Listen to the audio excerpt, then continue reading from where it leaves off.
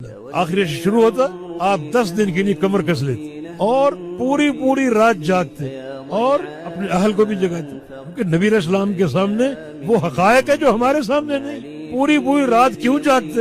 ہمیں اس کا ایک پورا اندازہ نہیں ہو سکتا۔ ایک عمل کی ایک تڑپ آپ کے اندر موجود ہے، کس چیز سے بچنا چاہتے ہیں، کیا چیز پانا چاہتے ہیں، پوری طرح وہ حقائق ہم نہیں جانتے، کیونکہ نبی علیہ السلام کا ارشاد گرامی لو انکم تعلمون ما اعلم لضحکتم قلیلا ولبکیتم کثیرا وما ضاجعتم نساءکم لا فرجکم۔ جو کچھ میں جانتا ہوں اگر تم جان لو تمہارا ہنسنا بند ہو جائے، رونے بیٹھ جاؤ، بستروں کی لذتیں بھول جاؤ۔ آپ کے سامنے حقائق ہے، پوری پوری رات جاگنا کس لیے؟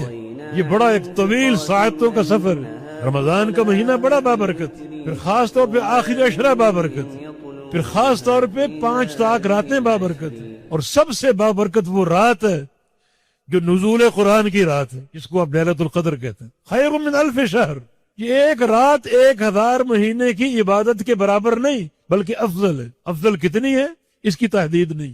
اطاعت کا موسم، عبادات کا موسم، یہ ایک ہی رات صرف، جس کا احیاء، جس کی عبادت تقریباً 85 سال کی عبادت سے افضل۔ اتنی عمر ہر انسان کی نہیں ہوتی، لیکن اس ایک ہی رات کو اگر پا لے 85 سال سے زیادہ عبادت کا ثواب ہے۔ زیادہ کتنی؟